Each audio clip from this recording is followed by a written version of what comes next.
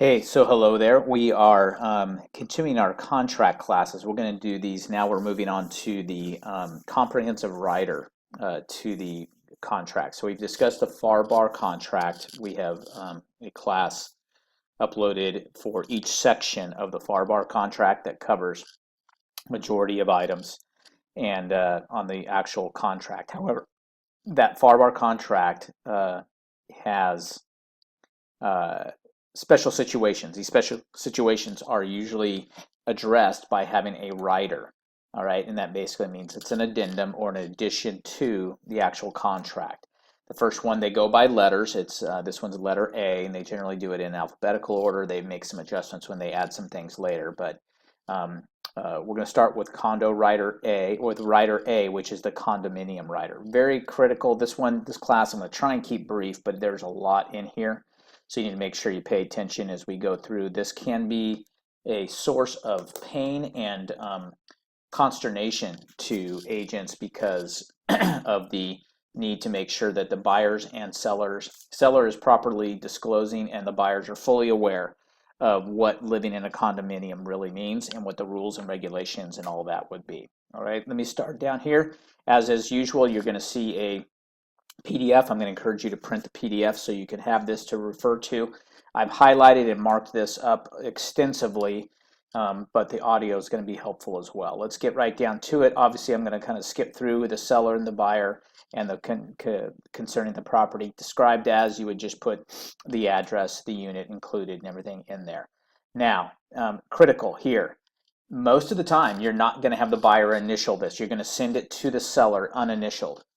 And you're going to learn why in a minute, because there's so much information that needs to be filled in here from the seller that unless the seller has done it in advance, then I'm not going to encourage the buyers to initial this to state that they are ready to make this part of the contract. However, what you would normally do is include this not filled out and not initialed, if you're representing the buyer, not filled out and not initialed by the buyer, and say to the seller and the listing agent, we need this completed. Once it's completed, then the buyers will initial it. All right, so let's start with that premise. Now, second of all, if you are listing a condo, it is highly advised that you have the seller go through this and complete this, as well as there's some things they may have to look up, might have to get some information from the condominium association, people who run that association to help them fill that out or get the information they need. You want to be as accurate as possible. Inaccuracies on this are the cause of many lawsuits, and so you don't want the seller to obligate this. Remember, the seller is filling this out, not you, right? That it's their job to give you the information and you let them fill it out, okay? If you're listing it, best thing to do is get all this information, even list it, because you're going to learn later that the buyer has a right to cancel this contract or to void the contract if they don't receive certain things, or even when they do receive certain things, they have 3 days from that date to cancel the contract, and that might be all the way a week before closing. So until this is all buttoned up, your sellers and buyers do not have a legitimate non-voidable contract, so you're going to make sure you bear that in mind. Okay, you see here, this form needs to be completed by seller prior to closing. Should be completed by seller at listing and ready for the buyer at time of offer, and that's why you're listening to this. All right. So now let's dig in. Part one: condominium association approval. There are times, and many it is the case, where the condominium association has the right to approve the buyer. This goes in depth into how often or how soon that needs to be done. That if we go to contract, then the buyer needs to go ahead and make application with the association. Sometimes they only meet once a month, and if you just missed that monthly meeting last week, then you're going to have to wait another 25 days before the buyer can get in to be quote unquote approved if they require a face-to-face approval process. So if not, a lot of times it's paying a fee and submitting documentation, but all that needs to be done. If you look through this, all right, the default of 5 days prior to close for approval and 5 days after effective date for the buyer from application. What this says is the association's approval of buyer is or is not required. Again, we don't know that. The seller would know that. If approval is required, this contract is contingent upon the buyer approved by the association no later than, if left blank, than 5 days prior to closing. That means that they have the right to do that. Within 5 days after the effective date, the seller shall initiate the approval process with the association, and the buyer will apply for such approval.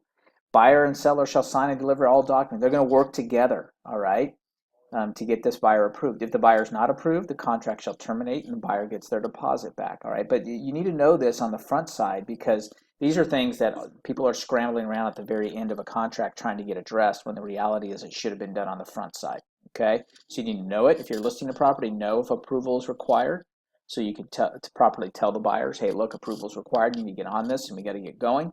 And then if you're the buyer, then hey, you have to ask the seller, and we need answers quickly as to whether or not buyer approval is required. Next section is right of first refusal. This can be a little confusing, but not many, but some condominiums have a right of first refusal. That means that if a unit in the condo goes for sale, that the association or its members, and it kind of delineates between the two of them, have a right to buy it first before the next buyer comes in, meaning they can match the offer and buy it. Not often does it occur, all right, but you need to know if that is in their condominium rules and regulations and the rights, the articles of incorporation under the condo association. But just know that if it does happen and the buyer gets pushed out, if you will, by the association, and why would they do that? I don't know. There could be a very number of reasons. Maybe they're trying to regather them, or they're trying to control more of the properties, or who knows what the association would have to do that. But if it exists, it exists. There's not a whole lot you can do to argue with it. But do note that if they do exercise their right under this, if the association exercises the right to push the buyer out and buy it themselves, then the listing agent and therefore the buyer's agent should get their full commission because a transfer did occur. Okay, so make sure you note of that. 3, fees and assessments. This is where the seller needs to confirm, this is paragraph 3, where the seller needs to confirm the current fees paid by them to the condo association, including any standard monthly obligations. Because sometimes there are multiple associations or whatever, or maybe there's a separate HOA, which we'll talk about here in a minute. All right, but currently this is how the seller is going to represent. Now again, if this was blank, or why would you fill this in if you represented a buyer and have a buyer initial it? You wouldn't. That's why you send it to them, and the seller needs to provide you this information, and once the buyer has a chance to review it, then they can do it. Now again, remember to mark whether it's $285 a month, or if it's $747 a quarter, or if it's paid semi-annual, annually, however that's done. Again, remember again that the seller is the one filling this out, okay? Now, here's a big one, okay? Next on the first paragraph on page 2, all right? At all annual assessments levied by the association and rent on. So sometimes, by the way, there are monthly amounts and annual amounts. Like maybe they pay $285 monthly plus another $700 annually. That all is stuff that has to be disclosed so the buyer is aware, okay? All annual assessments levied and rent on recreationals, if any, shall be made current by seller at closing. And if they've prepaid any items, just like if they prepaid insurance or some things like that, then there will be a proration at closing. Here, subparagraph B, fees, seller shall at closing pay all fines imposed against the unit by the condominium association as of closing date, and any fees of the association's charged to provide information about the property assessments and fees. So the seller is obligated to do that. Know that that's in there, right? If you are representing the buyer, know that it's in there so you can represent your client properly. If you're representing the seller, make them aware that they know that that is in there, okay? All right? I just put a quick note here. This is applies to this in highlighted in blue. If property is part of a homeowners association in addition to a condo association, then Rider B, which is the homeowners association rider that we're going to also have a class on, not part of this, but later, is going to be mandated to be used. So make sure if there's a homeowners association and a condo association that you're using both. All right. Now, subparagraph C. All right, I'm going to make a little note out here. This is a loaded section and the cause of many potential misunderstandings that lead to lawsuits. Please listen to the audio portion of this class, and if you have a seller or buyer that has questions on what and how to disclose, then encourage them to seek legal counsel regarding this issue. Once again, too much to write here, so listen to the audio. So we're going to go through it, all right? Seller represents, I'm just going to read it carefully. Seller represents that the seller is not aware of any special or other assessment that has been levied by the association, or, listen to this, that has been an item on the agenda or reported in the minutes of the association within the 12 months prior to the effective date. Most sellers aren't even paying attention. They don't go to their association meetings. They don't read the documents that come to them. They might even be in the area and they're only living it 3 months out of the year. I get all that. However, if someone can come back later and prove that an item was brought up, like, hey, we might need to be re-roofing all the roofs on these condos, and it was on the agenda, all right, and or reported in the minutes, anytime in the 12 months prior to the effective date, then the seller better disclose that. Hey, there are no special assessments now, or there is a special assessments because they're planning on paving. Let's just go with this. They're planning on paving the uh, uh, repaving the streets or the parking lots, all right, in the next 4 months, right? They've already approved it. It's all set. There is what they've decided to do is charge each person an extra $250 a month for the next 4 months. And that's going on, okay? Just keep that in the back of our mind, let's say, on that contract, all right? So you're aware of that, boom. But in addition to that, maybe about 6 months ago, there was an item on the agenda for the monthly meeting that said, hey, look, we might need to re-roof some of these buildings, and so it's potentially there, and yada yada yada. Your seller better note that here. All right, they don't have to get. They can't tell you how much it is, or if it's even been approved or anything else. It hasn't been, but this is another disclosure. It's like when you're disclosing things on the seller's disclosure, your seller needs to go back through and make sure they're comfortable filling this out again. The seller fills it out, not you. Okay, now, if special assessments levied or pending exist as of the effective date, so for instance, our parking lot repaving thing, all right, let's say the seller's only made one payment of the $250, so there's a remaining $750 over the next 3 months, are disclosed above by seller and may be paid in installments, so they are, okay, by the way, yes, we know that there's a paving, the seller filled that out, all right, okay, then what's going to happen? Okay, read this carefully. Sorry. All right. Buyer or seller. Okay. If left blank, then the buyer. So don't want to leave it blank unless that's what you mean, but I encourage you to check it. All right. The buyer, all right, shall pay installments due after the closing date. If the seller is checked, so in our case, let's say that we're 1 month into a 4-month assessment, and sometimes they're much longer than this, all right?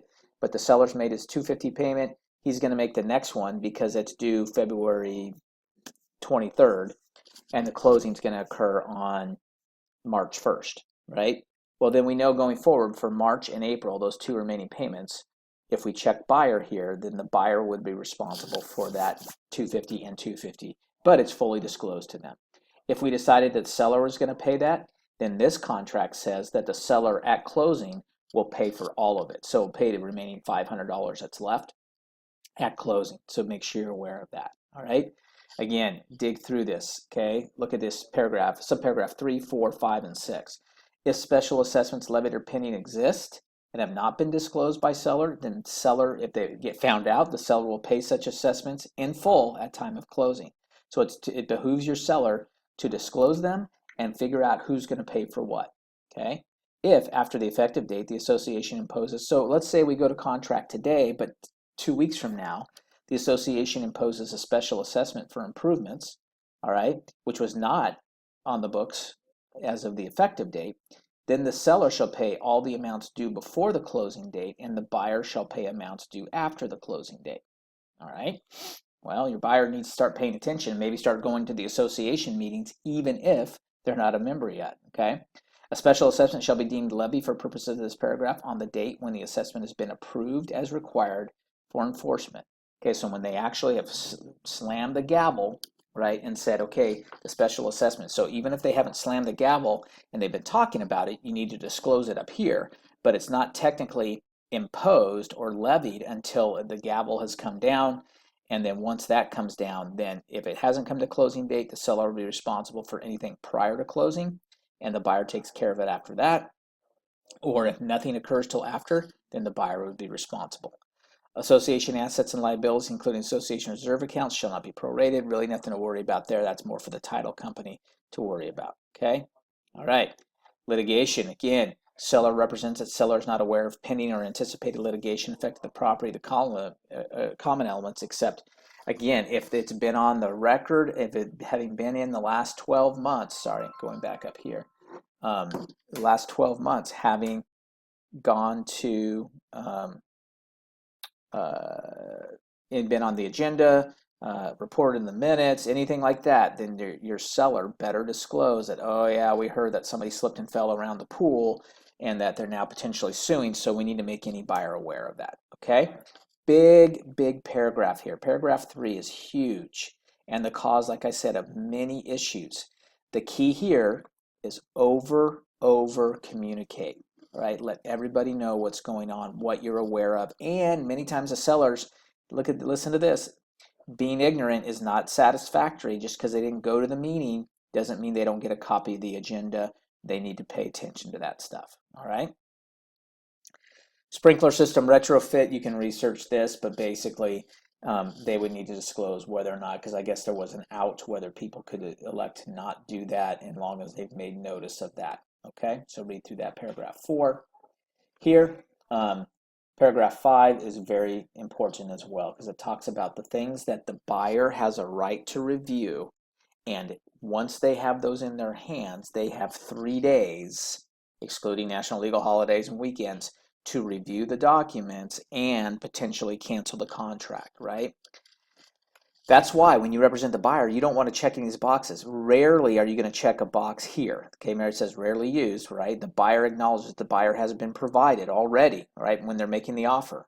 Look at these. It's like basically, I think there are 4 items, right? 4 or 5. A current copy of the Declaration of Condominium, number 1. Number 2, Articles of Incorporation. Okay, number 3, the bylaws and rules of the association. Number 4, a copy of the most recent year-end financial information.